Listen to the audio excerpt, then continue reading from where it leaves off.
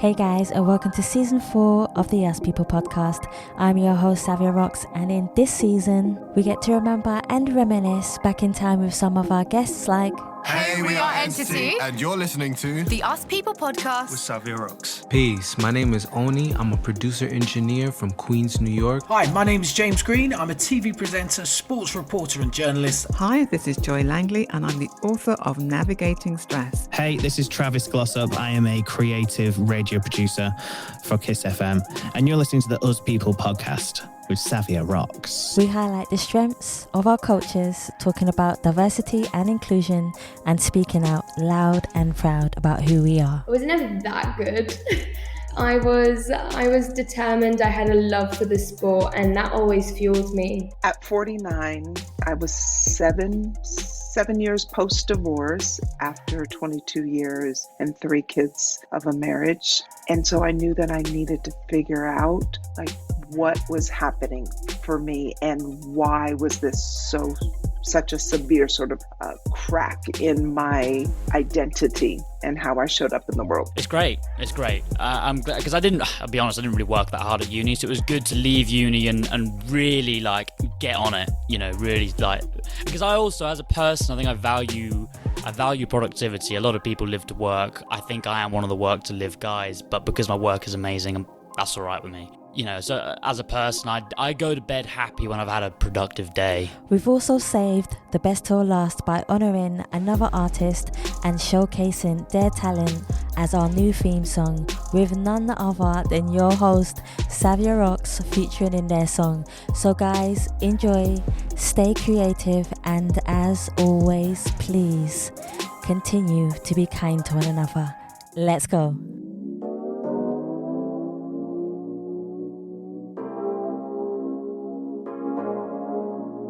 Hi, my name is Adele Randall and I'm a consultant, speaker and author, and you're listening to the Us People podcast with Savia Rocks.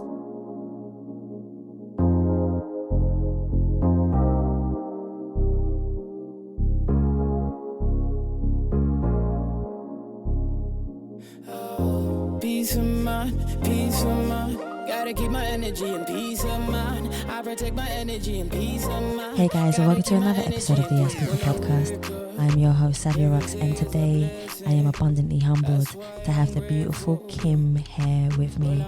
She is a business consultant, international best-selling author, international keynote speaker, and a beautiful, proud mother. Keyn, thank you so much for taking your time to come on the Yes People podcast. How are you?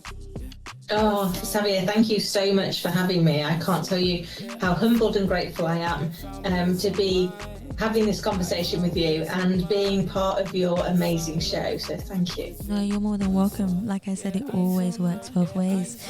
Keyn, my first question for you is, could you tell me about yourself, of where you grew up, but also how that influenced you to be the person who you are today? Yeah, thank you. So I grew up, I was very blessed in that I had, I grew up into a family who worked for themselves. Oh. It was a really, really strong work ethic. I got my first job at 10, cleaning my dad's salon. My dad's showroom, actually. He had a kitchen showroom. And then I got my first proper job that I saw when I was 12. I wanted to be a hairdresser. I always wanted to be a hairdresser. And at 12, I got my Saturday job, and that was it. I was in my dream life. And I remember leaving school at 16, much to my teacher's disgust, who wanted me to stay on and do A-levels. And I was like, no, I want to be a hairdresser. I got my apprenticeship. I did my apprenticeship, and then I set my own business up at 18. And I thought, oh, wow, the world, everything, all my dreams have come true. Everything is where it needs to be. And then life sometimes throws us a plot twist. And I did one of my early ones. So I was 23 when I lost the feeling in my hands and legs. And we didn't know what it was, but it turned out I'd become severely allergic to perm lotion, which in the 90s was a problem because I couldn't really be in a salon without a perm. And it was so bad that I couldn't even be there when other people permed. So I had to give up my salon. I sold it to the girl who worked for me. She still runs it to this day.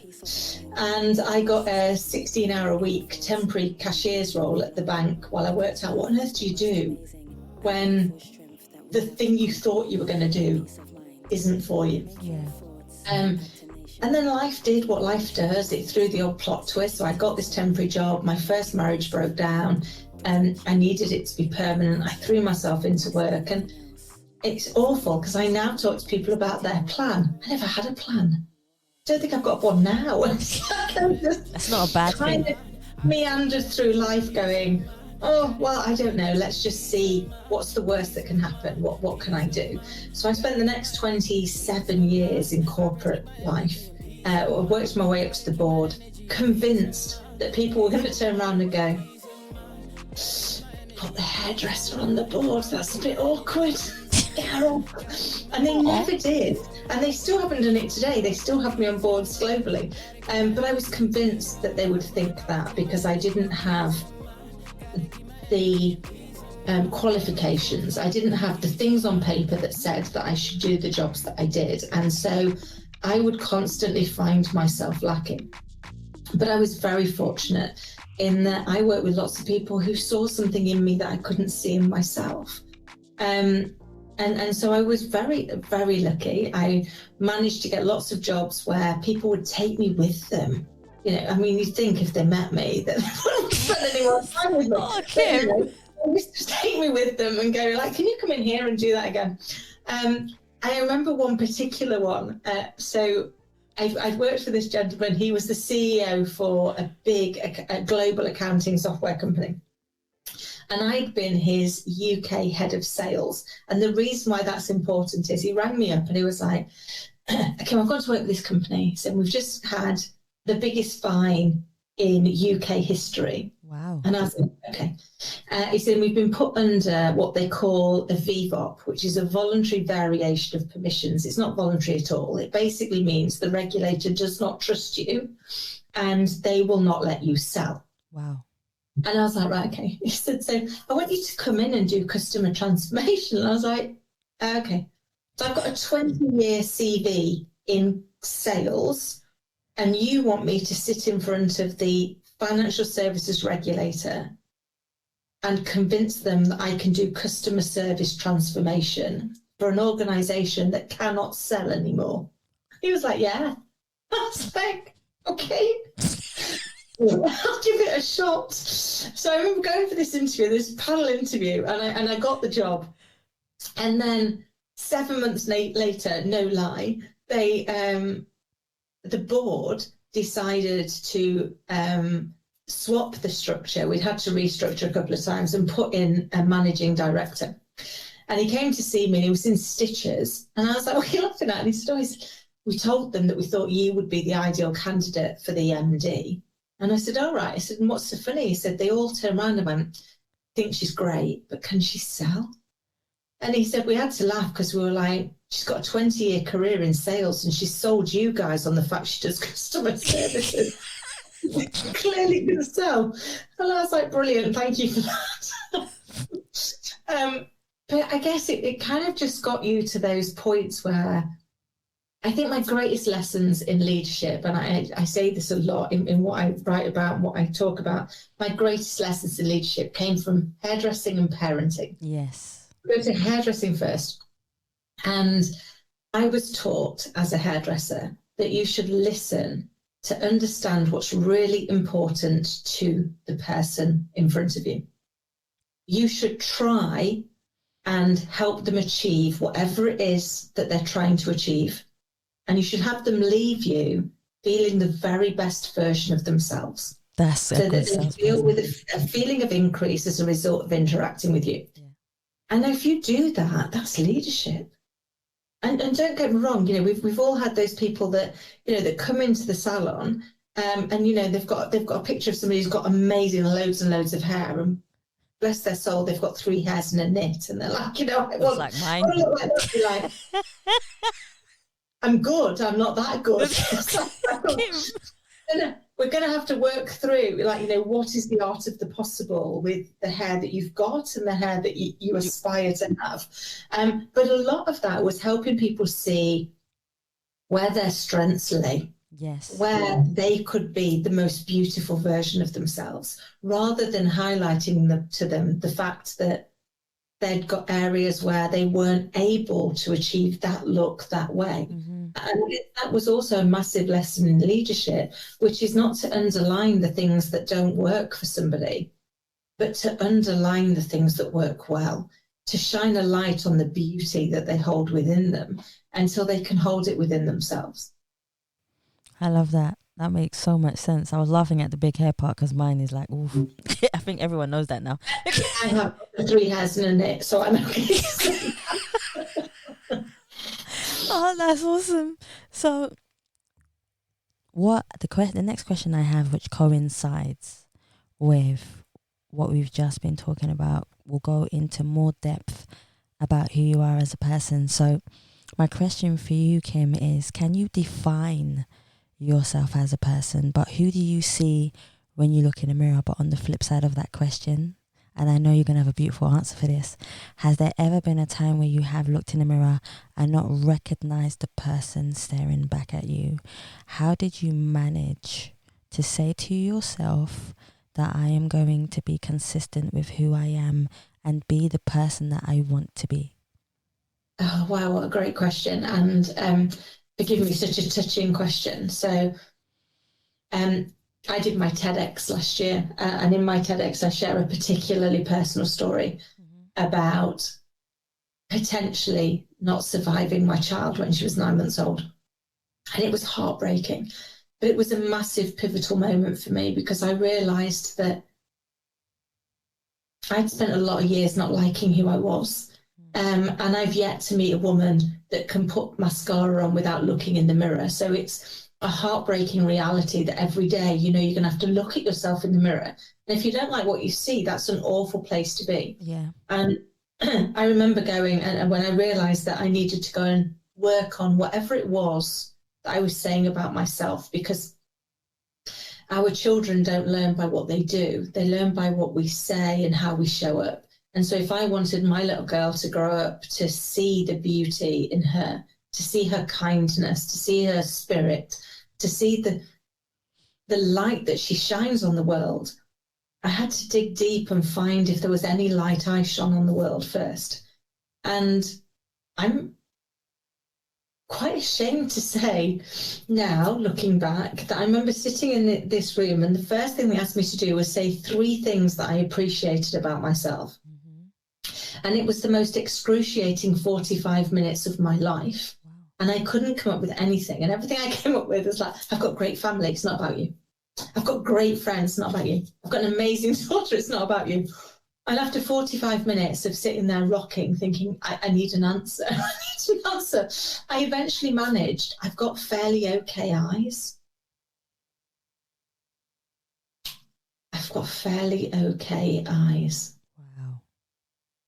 And now I look back at that woman and I have huge empathy for the disconnect. And I recognise it was me. And I think back over the years of things that have happened in my life. And at the time, I was so disconnected from me that what I saw was not what everybody else saw. And I think this is true of so many people. I remember being given my first ever coach, and they came in, and at the time I'd got a big global job. I think my target was 150 million, so it was fairly decent size. And this coach sat with me, and he went, "So Kim, tell me about what's going on." And I was like, "Oh, I'm hopeless. I can't do my job." And he was like, "Okay, do you have any facts?" I was like, "No, but I know. In here, I know that I don't know how to do my job." And he was like, "Right, okay. Are there any facts that tell me that you might be quite good at your job?" "No." "None." And he was like, wow. "Okay, none. Can I give you some facts?" And I was like, "Please do. I mean, yeah, I literally have my knees here. I need somebody to help me." And he was like, "Okay." He said, "So you have just hit your 4th consecutive quarter of double-digit growth." And I went, yeah, that's true. And he was like, right, okay. And your engagement scores for your people are higher than the 5-year global aspiration. And I went, yeah, that's true as well. And he went, you've just been given Leader of the Year. And I went, yeah. He said, so on those facts, do you think you might be good at your job? I went, no, I just don't think, I think they were just being kind. I think they were just being... Just being kind. I mean, seriously, I was so disconnected, Savia. It was painful. So he got me to do something that I recommend people to do if you get the chance. So you had to go and find people that you knew and trusted. So not people that were just going to be kind to you, but people that you knew and trusted, and say, as part of my development, I'm trying to understand the areas that I might be strong in and the areas where maybe I get in my own way. And it's probably worth noting to anybody listening, at this point, I'm living in the 36th house I've lived in since I left home at 21. So I've moved a lot. And so when I went and asked people, their feedback almost unanimously was I was brave and fearless. And I was like, I don't get that. I live in fear every day. Fear that they're going to find out I'm just a hairdresser. Fear that they're going to realise I'm hopeless. Fear that actually I'm going to be not what people expect. And I was like, you're going to have to explain it to me. I don't understand brave and fearless. And they said, you will literally up sticks and move somewhere that you do not know anybody for a job you're not even convinced you can do. And we think that's brave and fearless. And I was like, interesting. I thought it was flighty and a little bit stupid. No. So my projection to the rest of the world of their view of my life was flighty and a little bit stupid. Their view of the exact same life, the exact same situation, was brave and fearless. Mm-hmm. And so I thought, I wonder what would happen if I borrowed your labels instead of mine. I wonder what my life would be like if I decided that in every decision I was being brave and fearless, not flighty and stupid. And where would my life take me? And it set me off on that journey that says, we live in a world of polarity. For every up, there's a down. For every left, there's a right. And so for what we believe is flighty and a little bit stupid, somebody else will believe is brave and fearless. And we get to choose which one of those labels we're going to cling to. And what an amazingly uplifting opportunity to change our view of the world. See, this is what I like to hear. Stories like that change the perception of how people think and feel about themselves, which is so, so important. And it's amazing because I talk about vulnerability a lot on the show. I also talk about success, which we're going to get into in a second. But vulnerability is a strength where, Kim, I find that people feel like vulnerability is a weakness. Like when I'm vulnerable, I feel like I'm weak for some reason, like you just said. And that's not true at all. Vulnerability is an abundant strength that guides us to where we need to be and the reason why we need to be there so that we can learn, take that with us and evolve. I love that, Savia. It's so true because every single person in the world is vulnerable about something. Yeah. And the thing is, we're so scared of being vulnerable. And yet, the minute that we are vulnerable, we give people the strength to step into their vulnerability. And I remember doing a speech a couple of years ago now. And I stood up in front of this massive room of people. I was standing room only. And I was like, I want to run away. I don't want to be here. I've got nothing to say. And so I remember saying to this audience, I was like, do you know what? Every fibre of my body is telling me to get off this stage and run as fast as I can. And I can't do that for two really good reasons. I can't run very fast in these shoes. And I will never come back from this because my name and my picture is plastered all over the brochure, all over the event. So you will always know me as the woman that ran away. So I can't do that. But I can give myself permission to share with you that that's how I feel. And in doing so, hope that I quieten the inner voice long enough to tell you what I'm here to tell you. And I had people come up afterwards and they said, you stood there in this bright red dress with this massive smile on your face and bright red lipstick, looking like nothing in the world has ever bothered you.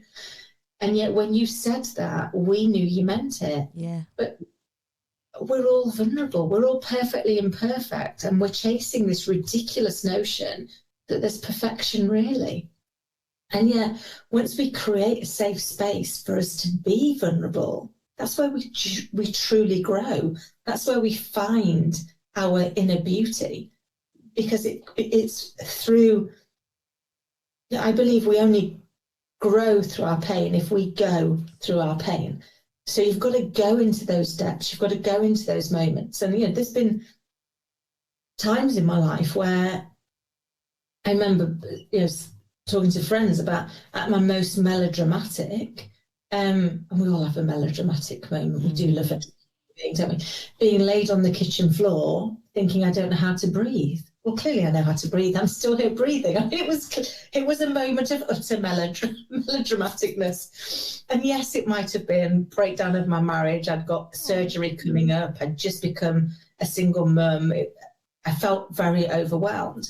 But in that moment, I was like, I don't know how to move forward. I don't know how to breathe. And then I was very fortunate. My little girl is my North Star. And she cried. And she was 11 months old at the time.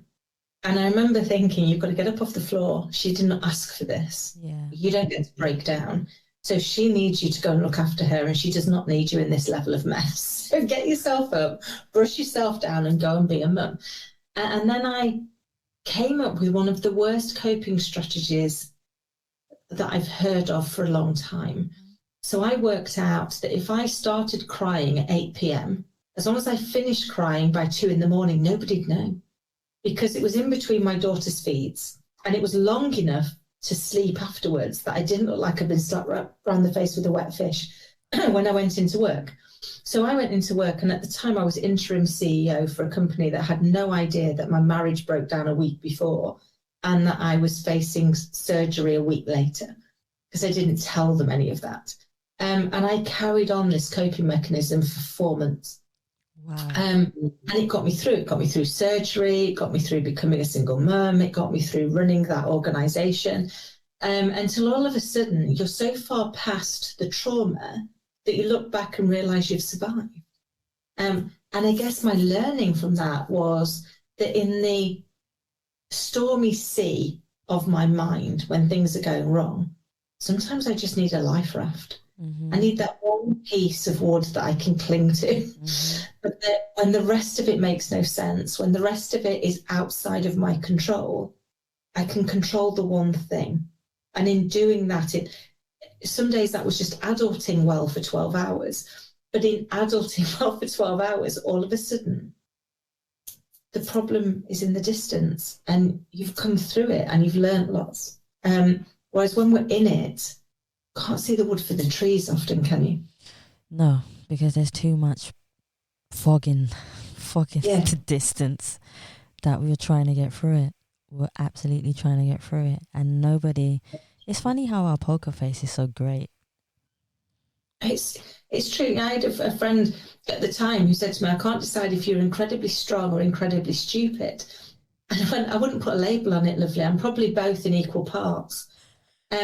I'm too strong to ask for help and too stupid to realise I need it. Yeah, yes. Way through.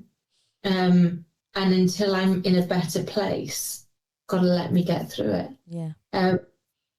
Because that's what I need. And I think one of the greatest gifts that we give somebody is listening without giving them a solution. It's really hard to just listen to somebody, to give them the space without feeling like we can leap in and give them a solution. But the minute we do leap in and give them a solution, we make them feel like they should have been able to solve it for themselves, because we solved it so easily. Yeah. So inadvertently, in our drive to make them feel better, we make them feel worse. And we see it all the time. I see it all the time with people where they'll go, oh, I know how you feel. Well, no, you don't. You're not going through what I'm going through. You're not there. So even if you've been through the same, you don't know how they feel. So, one of the greatest lessons I learned in communication was to be able to say to people, I can't begin to imagine what you're going through, because I can't. I might have gone through divorces. I might have gone through losing people that are important to me. I might have gone through a miscarriage. But if I come across somebody who's gone through the same, I will never say to them, I know what it feels like, because I don't. I'm not you. I can't imagine what you're going through, but I can hold the space. Yeah. I can sit with you while you tell me. I love the way you said that. And hopefully that will give you comfort, if not now, in time. That's a beautiful way to say it. I love the way you just said that last sentence. That's awesome. I want to get to know more about how your day is, because after 36 moves, you have a beautiful daughter. You know, you've been through almost thinking that you are not going to have the abundant time with your daughter that you clearly deserve, from, you know, transitioning over and being a great salesperson that you are, finding your strength and confidence. See, this is a book already. Finding your strength and confidence of who you are. Let's get to know Kim. When I say, I would love to know what a day in Kim's life is like, from the morning that you wake up and when you transition through your day as your daily tasks set you till the evening. What is your day like, Kim? I'm now so grateful for the life I have. So I'm so very blessed. I have my, it's just me, my little girl, and my dog, as you know, because he sat behind me. And I've managed to create a life that allows me to do the get up and the school run with her. So we get up, we do what we're grateful for, we sit and have breakfast, we play school. 3 mornings a week, I have one of her little friends come round and I take them to school as well. And we do the school run, and then I come back and I work. And it's split between working with clients, so I do some consulting, and I'm writing my 6th book, so I do some time writing my 6th book, or doing some speaking, and then I get the joy, and it is a joy every day, of going on the school run to pick her up and to hear about her day and to hear all the bits that she's learned, all the things she's proud of. And then so between sort of like 3 and 7, that's our time. So we'll make dinner. I have 2 of her friends over one night each for their tea. So I help their parents out with after school. We take her to gymnastics or wraparound care. She has me play teacher sometimes for 5 hours solid. But I love it. I watch her do shows, watch her put all of those things on. And then I'm very blessed. A lot of my clients at the moment are based outside of the UK. So I've got clients in America, Australia, and New Zealand, which means I can work when it's my evening. So she's asleep, as she is now. So she's fast asleep upstairs. And I can work, or I can do podcasts, or I can talk to people. And it means I get to be really selfish about my time with her. Because I had to wait until I was 43 to have my little girl. I didn't think I could have kids. So now I've got her. I couldn't be more grateful for every minute I get to spend with her. And that's part of my joy is how do I help her to realise the impact she can have on the world, to see the sunshine that she passes on wherever she goes, and to teach her the joys of gratitude and kindness and courage, of stepping out there and doing the things you think you can't do because you usually can. So I just feel extremely blessed, and I thank the Lord every day that I was granted this life. But I think our life, I often say, life only makes sense when we look at it through the rear view mirror. Yes. And I've realised in life that everything is either a lesson or blessing or both. And if I don't feel blessed, I should look for the lesson because it's probably there. And at the point that I learn the lesson, the blessing will come. And so I try and build that into my day. In those moments where, and yeah, don't get me wrong, sometimes you can be there going, really? We're going to listen to that song for the 73rd time in a row?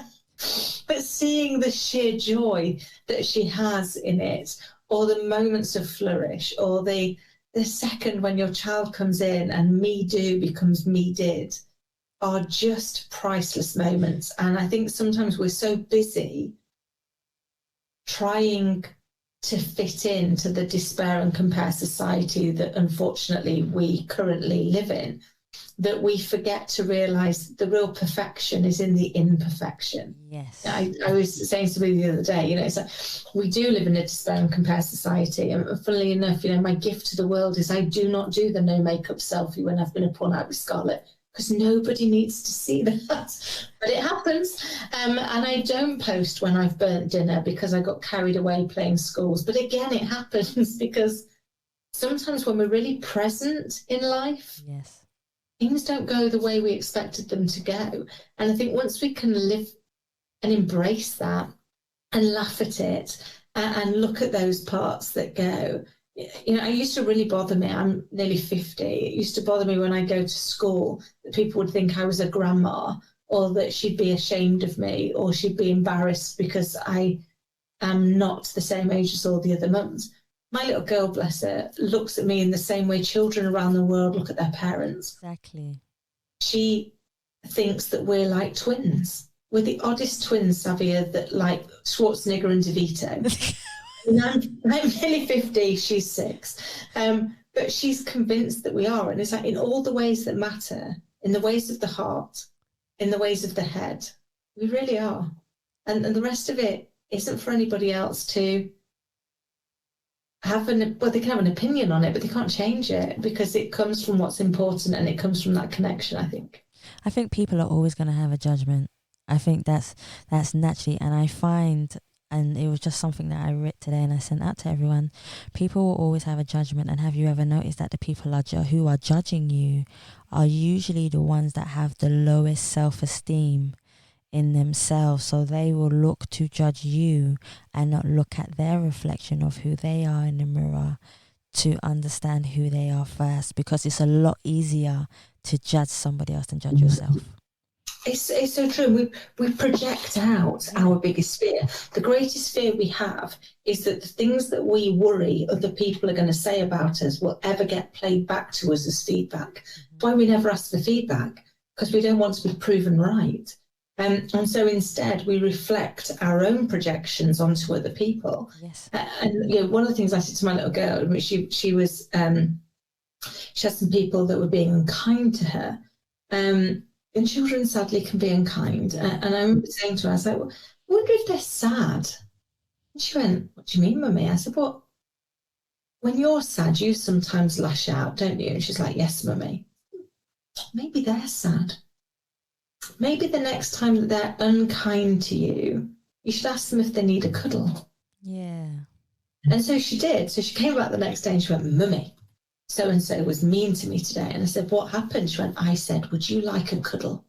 I said, what happened? And he went, should he thought about it? And he went, yes, please. So we had a cuddle and then we carried on and we played. I said, that's it. I said, all of us sometimes can't explain what's going on inside, and so we project it outside. Yes. And all we really want is for somebody to give us the space to say, you don't have to explain, you don't have to tell us what's going on, you don't have to justify your existence, I can just give you a cuddle, and that will be fine, because we all need that sometimes. I sometimes say this, she can't tell me what's going on with her emotions. So I'm like, do you want a cuddle? And she's like, yes, Mummy.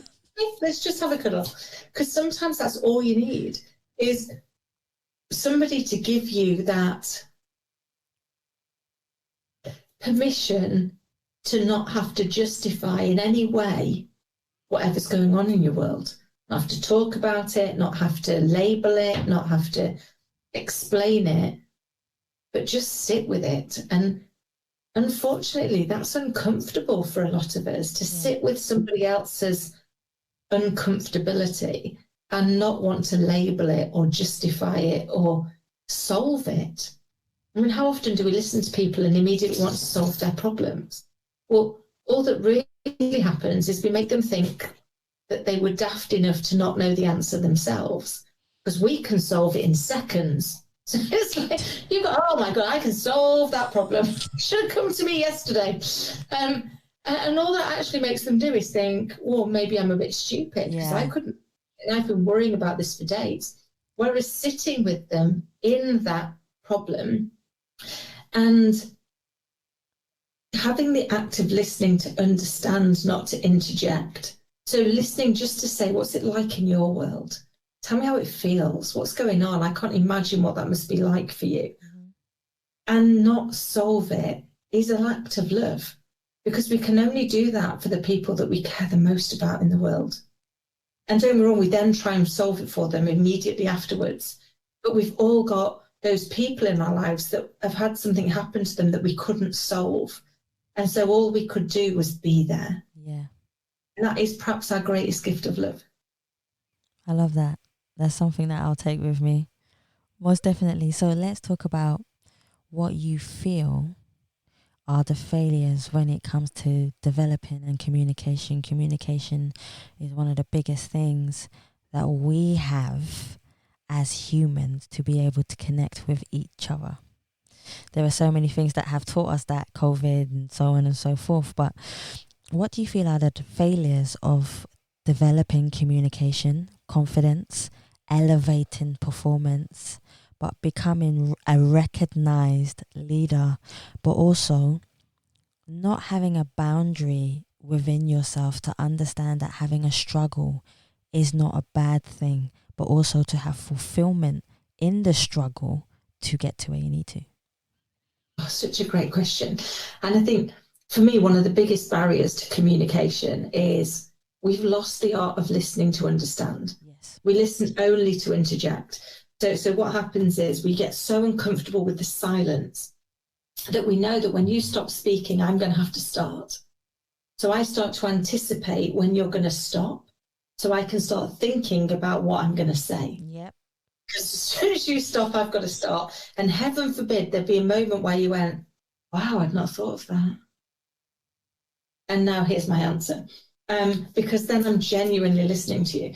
I think when it comes to leadership, particularly, we are so wedded to being right rather than the right thing being done that we immediately want to put our view on the world. And so one of the things that I try and really engage with is passionate curiosity with myself and others. So when somebody says something and we immediately leap to judgment, it's how we are hardwired. Neuroscientifically, our brains work this way. So somebody says something and we immediately go, well, that's not right, or that is right. We make a judgment. So what I now try and do is go, interesting. I wonder why I think that that's right or wrong. I wonder why they think that's right or wrong. I've never thought of it like that. Could you help me understand how you came to that conclusion? I may still not agree with them at the end, but I'm going to learn something on the journey. Yep. So changing some of those words. I mean, we talk, and I love Simon Sinek's work. I love it. But personally, if I could, I'd ban the word why. Because why comes with a level of judgment. Yes. If you think about it from when you were a child, why did you do that? Why did you say that? Why did you think that was a good idea? It's never coming from a position of curiosity. It's always coming from a position of judgment. If instead you went for, what makes that important? How would that impact on somebody else? Where does that fit in to your ultimate objectives? You're still asking that why question, but you're taking away the judgmental element of the word why. Because I think all of his work is amazing and I love it, but it's getting to the crux of what it is that's important to us, what it is that makes us tick, and how we want to shine that light on the world. And unfortunately, I think sometimes using the word why dims that light because it comes with that perception of judgment. You see that silence thing that you just said? Where you go, and I'm on that now. I'm literally on that. That makes me feel, actually, do you know what? It actually makes me feel comforted in a way that I don't have to answer. Here's one for you. So I'm going to say a list of words, okay? In your mind, I always make people do this, in your mind, only transition and emotionally connect, with the word that connects with you. Are you ready? Right. So we have power, perception, culture, judgment, class, privilege, diversity, race, privilege, luck, and love. Which one of those words resonates with you enough for you to want to talk about it? Love. Go for it. So I think love comes in so many different places. And yeah, I've been leading for 28 years this year. And when I think about the people that I've led, and when you think about having to give them feedback, particularly any feedback that might not be feedback they're going to enjoy. I know feedback that they're going to go, yay, bring it on. This is not me at my best. This is me at the moment that she's going to tell me something I don't want to know. The thing that's got me through all of those is if I didn't love them enough that I wanted them to be the very best version of themselves, then I could get away with not telling them when they're getting their own way. But as a leader, I have to love them enough to tell them the stuff that they need to know. And I believe, therefore, that feedback is an act of love, same way that you do with your children. You want other people to love them. You want them to see them as their best. When we look at the people that we work with, everybody knows the person that's getting it wrong. Everybody knows the person that's stuffing it up royally, apart from that person. The only person in the room that doesn't know that they're hopeless is the person that's hopeless, because nobody tells them. They're like the one person that's not in the secret society. Secret society? I like it. A bit of a moron. Like, yes, only you knew. So like, surely if you cared, and as a leader we're supposed to care, you'd tell them. You'd go in and say, you do know that this is what other people are thinking, this is what they're saying, this is what everybody's doing when you're not in the room. Not to be cruel, but to give them a chance to change that. And so I guess for me, feedback has always been the greatest gift of love, because if I don't care enough about you, why would I put myself out there to do the uncomfortable piece of giving you feedback that's going to help you get out of your way? Because I could just do whatever lots of other leaders do, which is not tell you and wait till somebody bounces you anyway. And then it's an absolute shock to you. And I don't have to be involved in it because, somebody else's job to do that. So I think for me, that love is not just about doing the things you want to do. It's about doing the difficult things, doing the uncomfortable things, doing the things that you'd really rather not do. And maybe it helps. For 25 plus years, my nickname was the Smiling Assassin.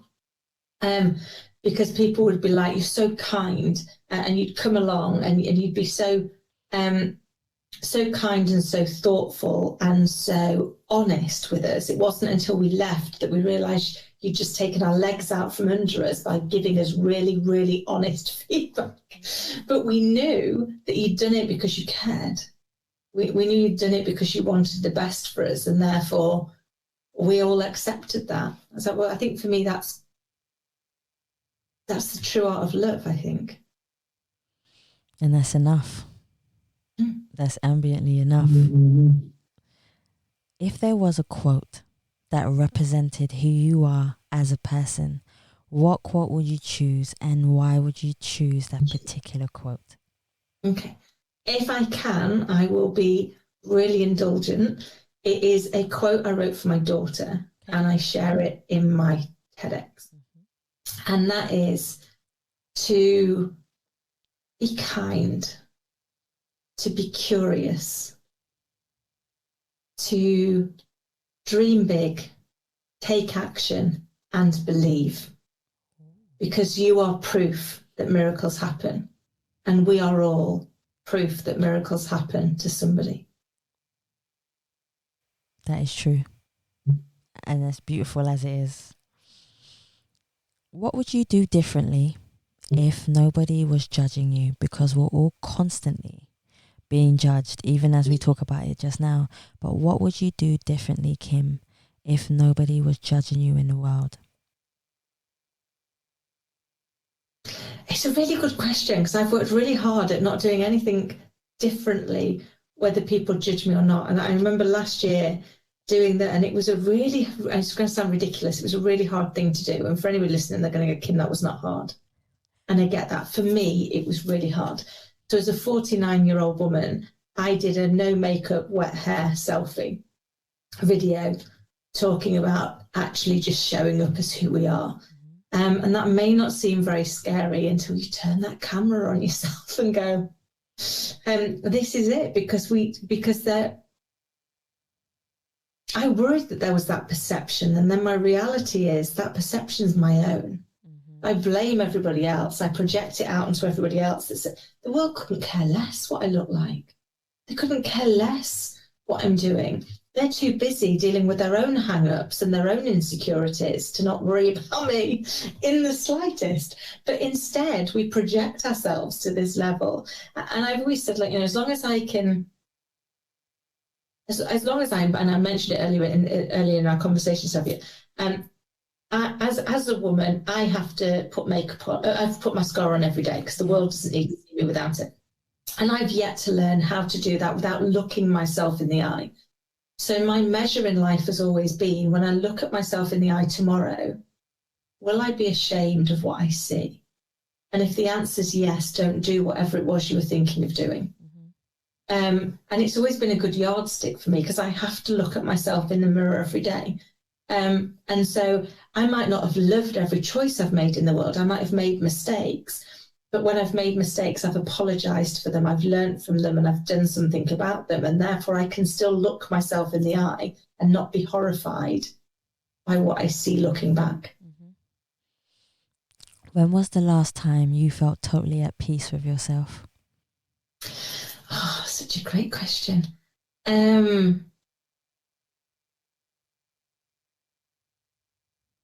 I think the last time, it's going to sound really cliched, but the last time is any time that I look at myself through my daughter's eyes, because she has such a purity of the way she sees the world, and the me that gets reflected through her eyes is someone I've aspired to be my entire life.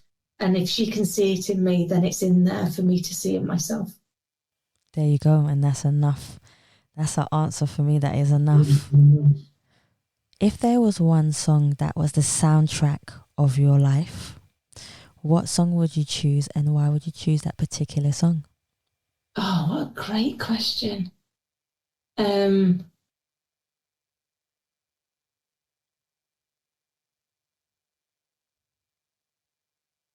Do you know, I'm torn between I Will Survive, which is some moments. And it only comes up, the reason it makes me want to smile is one of my friends, her partner isn't English, and they separated many, have been together for like decades. They separated many years ago, and he turned around and he went, I will manage. And it always makes me smile, but it wouldn't have quite been the same anthem, would it, if it was I will manage, not I will survive.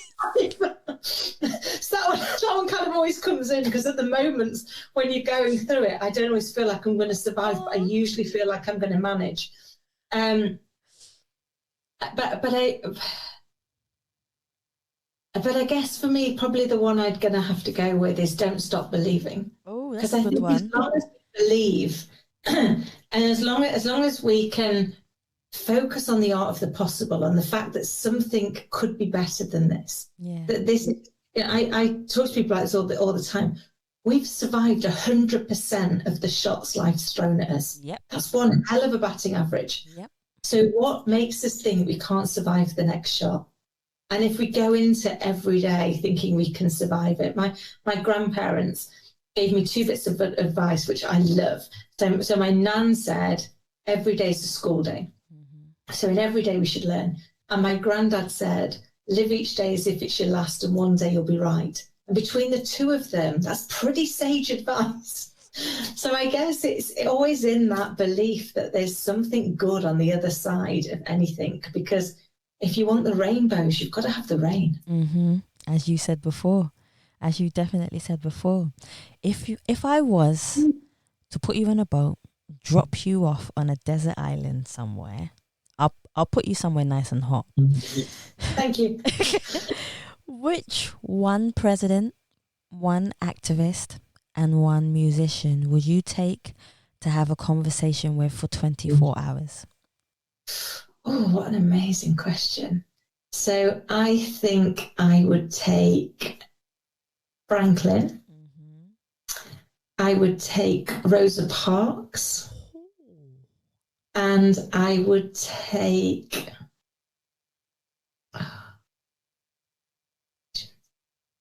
Ella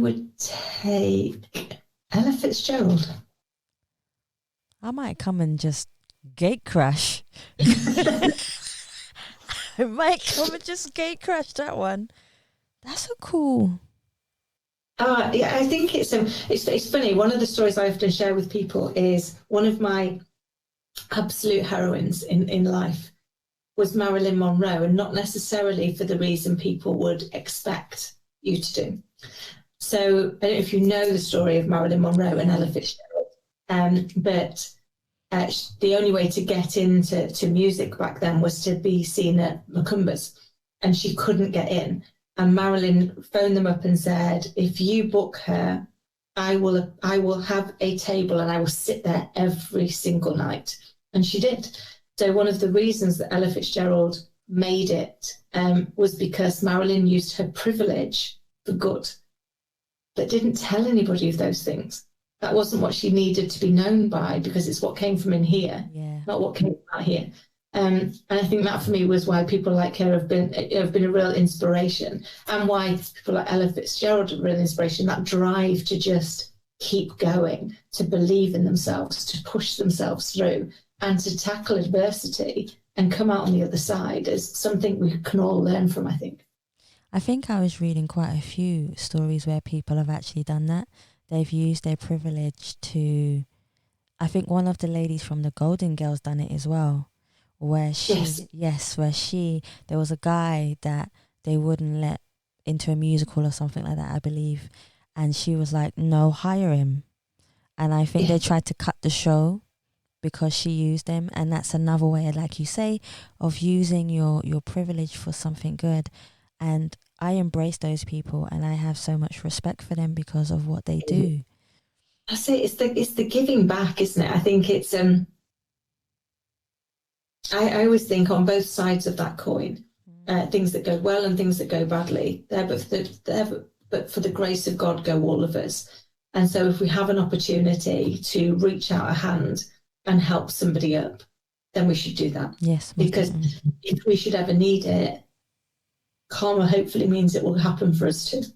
See, what is the earliest experience, Kim, that you learnt that language had an abundant power in the world? Probably very young. Albeit I vividly remember only because my friend showed it me the other day, much to my humiliation. If anybody wants to go look at it, honestly, it looks like something out of Educating Yorkshire. Over here. So it's a video of our last day at school when we were 15, and it's horrendous. It's like, I mean, my hair makes yours look like quite small, and I mean, mine literally. It was you want to have seen it, Savia. It was 1980s full on perm. I mean, there was just a lot of hair, and then this little person in it. And I remember watching this video, and two things struck me about it. The first was the most humiliating 5 minutes of my life, where one of my teachers decided that of all the people in the school, he was going to single me out to be one of the people that he talked about. And he talked about the fact that my smile would get me so far in life because I was engaging, I was happy, I was always willing to go and chat to people. But at the point that I realised that when I engaged my brain and my smile, I would be unstoppable. But the second was the fact that we'd gone through our schooling life and we'd kind of been on the periphery. So we weren't the really cool girls or the cool kids. we all equally, we weren't the nerds. So we were just in the middle, the ones that nobody really expects very much of. And it taught me the art of that sometimes, because on this last day, we managed to convince our head and deputy head that they should play part in a scavenger hunt. And specifically, whichever one of them didn't win, and we were very careful, it was whichever one didn't win, would have to play a forfeit. Ooh. So we got them to agree to this in front of the whole school. But we were like the nondescript kids in the middle. So we were clearly not going to do anything awful. And then the whole purpose of this scavenger hunt was to go and get a child out of every class, so that we had somebody from the whole school turn up in the hall, so that we could spread what we'd done like wildfire. And they'd been very clear with us that if anybody threw eggs or flour, they would not be allowed to sit their exams. Mm-hmm. So we got to the end and we were like, sirs, it was a draw. That means neither one of you won, which means both of you have to play the forfeit. And then you want to see this video, it's very horrendous, but there's this very shaky picture of me and my friend cracking an egg open on their head and then covering them in flour. I still remember to this day them going, but Kim, it's a new shirt. And me suddenly realising the power, one, of communication from the earlier bit with a smile, and the second part is in the power of people putting labels on you, of deciding that you're going to do one thing or another thing because of their perception. Their perception was we were the nondescript kids, so we were nothing to be fearful of. And yet, as a result of that, we were the ones close enough to get them egged and floured. And I apologise to my parents 28 years on that I did that. I'm very sorry. I've made a lot of amends in my life.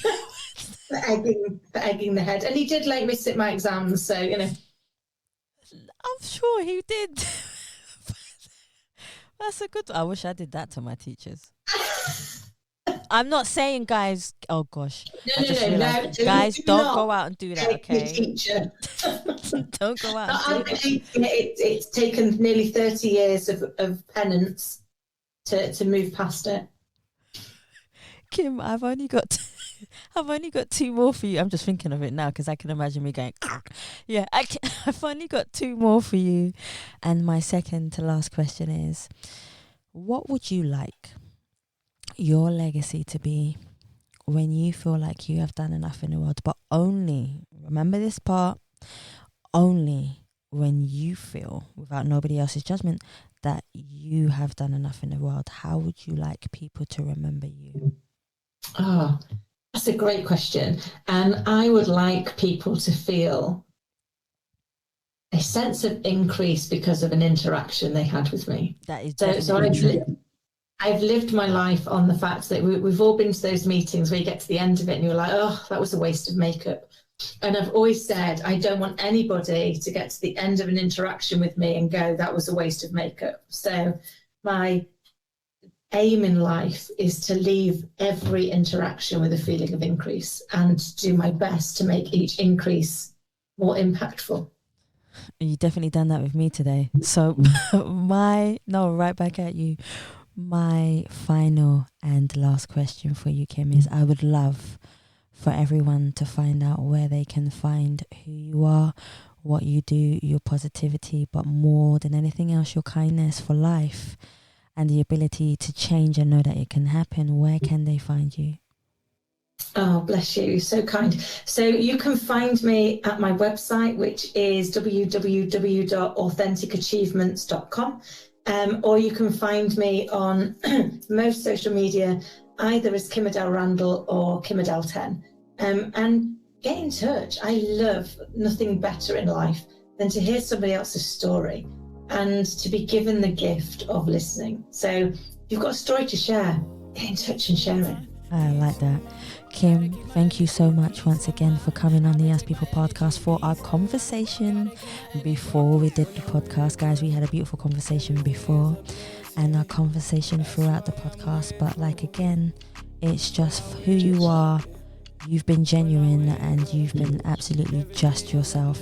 And you've told a story that I know people will connect with all over the world. So thank you so much for joining me today. Bless you. Thank you for giving me the gift of your time and for trusting me with your audience as well. I appreciate you and the people listening more than I can tell you. No, you're more than welcome. Thank you, Kim. Guys, I want to thank you so much for listening to the Ask People podcast. And please remember, you can leave us a review on Spotify, iTunes, Google Play, and any other platform that you prefer listening to. Please also follow us on Facebook, Instagram, and Twitter. And you can also donate to the Ask People podcast by simply going to the Savia Rocks website or just typing in paypal.me/Us People podcast, guys. Thank you so much for listening. Stay happy, stay positive, and as always, please continue to be kind to one another. I need a solution. Yeah, I'm done. I'm done with her. Yeah, I'm done. I'm done with confusion. Yeah, I'm done. I need a solution. Peace of mind, peace of mind. Gotta keep my energy and peace of mind. I protect my energy and peace of mind. Gotta keep my energy and peace of mind. Peace of mind, peace of mind. Gotta keep my energy and peace of mind. I protect my energy and peace of mind. Gotta keep my energy and peace of mind. Peace of mind, peace of mind. Gotta keep my energy and peace of mind. I protect my energy and peace of mind. Gotta keep my energy and peace of mind. Peace of mind, peace of mind. People say that having a peace of mind is trying to find a consistency of calmness within ourselves, to crave for a clarity that drives us through our emotional journey of life, to never let a person's judgment manifest into a fear inside of us, learning to believe in our ability to shine through the darkest moments and tunnels when we cannot see the light. Patience being our light for forgiveness and strength, to believe in our destiny. If you want real peace of mind, one needs to stop fighting their inner thoughts and embrace them with love, because love is the most amazing and beautiful strength that we have to conquer our peace of mind. Make your thoughts impact a nation by keeping them true and honest, especially to yourself, but make your peace of mind protect you when you don't have strength to embrace anything else. Find your peace of mind by listening to your heart. Peace of mind, gotta keep my energy and peace of mind. I thoroughly enjoyed our chat. I hope it was useful. I was having a whale of a time. I was like, oh, I hope it was helpful. It'd help if I got your name, the title right. Epic fail. It's been an absolute joy, my lovely. And if I can help in any way ever, you know where I am. And let's stay in touch. I've got a few ways we can collaborate.